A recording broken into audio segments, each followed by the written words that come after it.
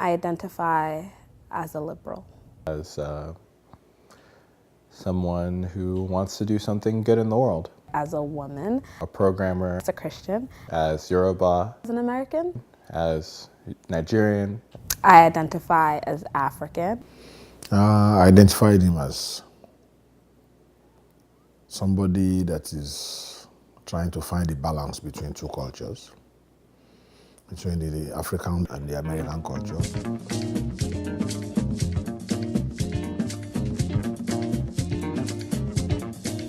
So my father was into politics when he was growing up. So he went to school for political science and ended up moving to Japan and then the Middle East. And he met my mother during his travels, and they decided to get married and moved to Brooklyn, New York, where they had my first sister. My parents came to the U.S. in 1996. We came after some financial troubles in Nigeria, and my mom's sister was already here. She helped us get a visa. My mom came first. January 1997, Ore and I joined Mrs. Babari here, and that's how we started living here as a family. I have two older sisters. We're each about a year apart, and I have a younger brother that is 2 years younger than me. I grew up mostly in Kentucky, around Louisville. We were all born in New York and all spent a little amount of time in Ghana together in our early ages, and we've been, kind of stuck together ever since.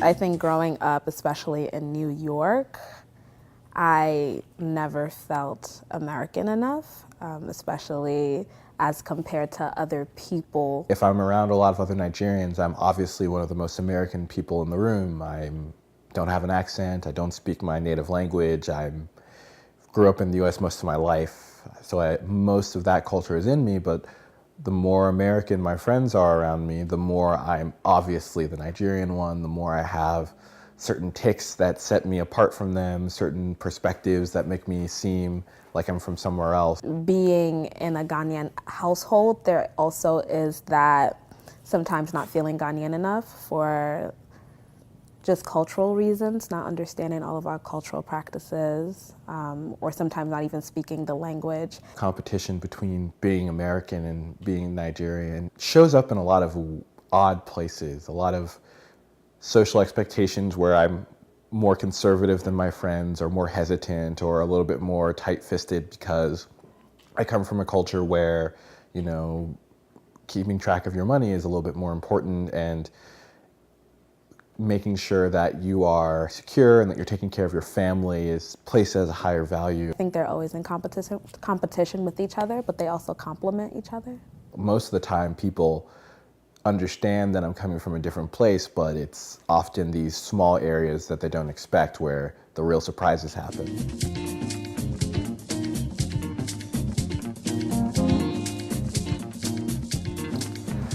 Growing up, I don't really think my parents pushed me towards any identity. They gave me a lot of freedom to just be who I thought I wanted to be. Fully Ghanaian.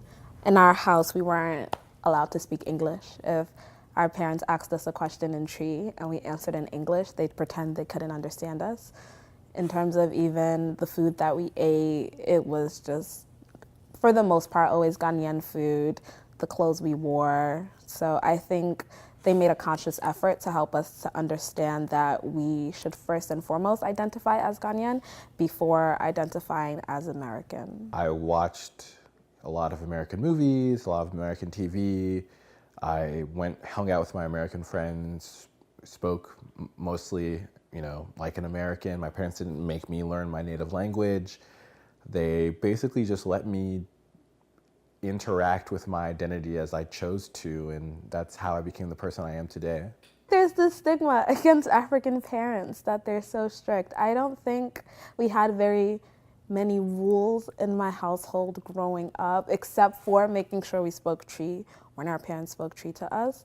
Aside from that, I think they just tried to build a strong foundation and allowed us to explore our identities for ourselves. So I can't, in this moment, think of any rules we had to kind of cultivate the solidification of our identity.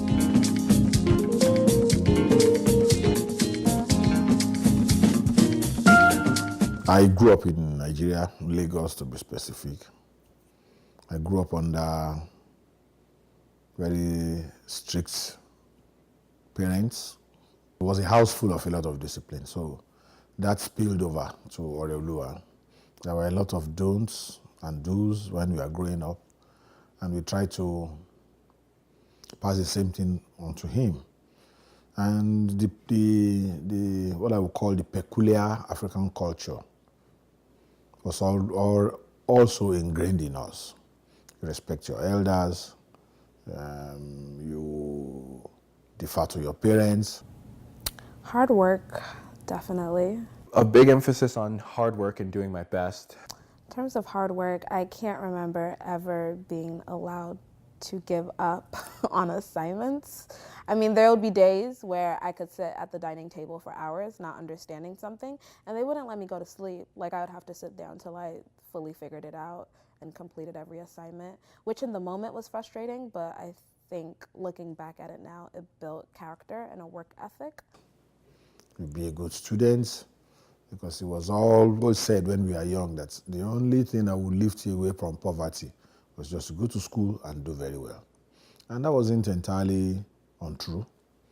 A lot of us went to school and then we saw the rewards. More so than they cared about me, particularly doing well in school for the sake of doing well in school, they made sure that they were always watching and making sure that I actually did put in all my efforts. And like, there were times where I would nearly fail a test, but they knew I almost killed myself studying, and they'd be proud of me regardless. So they always made sure that they were signaling that they cared about how I did things, not necessarily the results.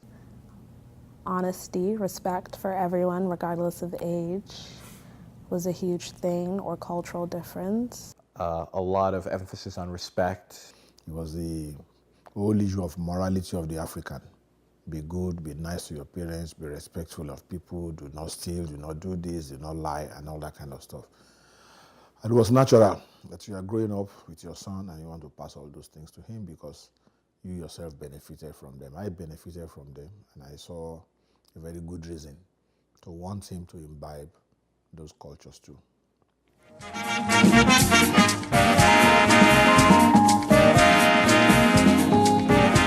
I think they're pretty much the same expectations I have of myself today and the expectations I have of others. I think it definitely affects the way I relate with people or simply interact with people. I do expect people to always be trying and always be putting in their best in whatever they're doing. I expect people to be respectful. There is a level of respect I give to anyone I interact with. I expect people to be diligent. I expect people to respect others' time. I truthfully expect a lot from people. I expect them to be respectful. I expect them to be kind. I expect them to basically reciprocate the same kind of things that I give to them, which sometimes is to my detriment. The values they gave me growing up are the exact values that I expect of others, and I hold really true to that because I think it is important, and I think it's, unfortunately, in the US, something that is often pushed aside is this notion of, well, I have to do things for other people in favor of, often in the US, it's I have to do things for myself, and other people often come off as sort of incidental or as a tool in the way of self-fulfillment.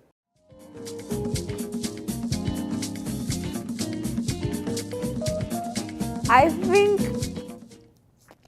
if I had children, I would prefer to raise them in Ghana. I'd want to raise them in some sort of mid-sized city. One, so they can learn the language. Two, so they have just an affinity to the country. They have memories, and hopefully good memories, of just being around their grandparents and their other extended family. So maybe a town like Louisville again, maybe somewhere like Atlanta in the suburbs. I'm not really too certain about it right now, but a smaller city. I just want them to also feel a connection to the place I consider home and the place where, our lineage comes from. I don't really like real big city life that much. I don't really feel that that's a place where you can raise kids successfully. I'm going back to Ghana.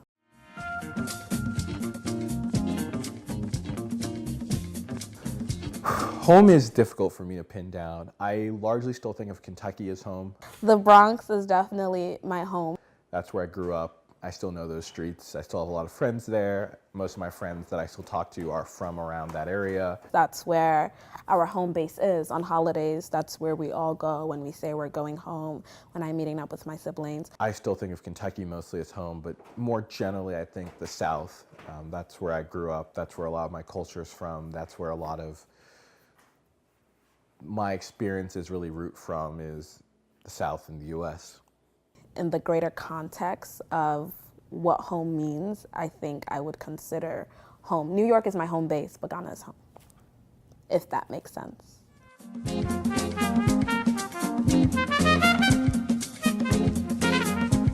I hopefully want to start and then eventually complete a PhD program that I've gotten into.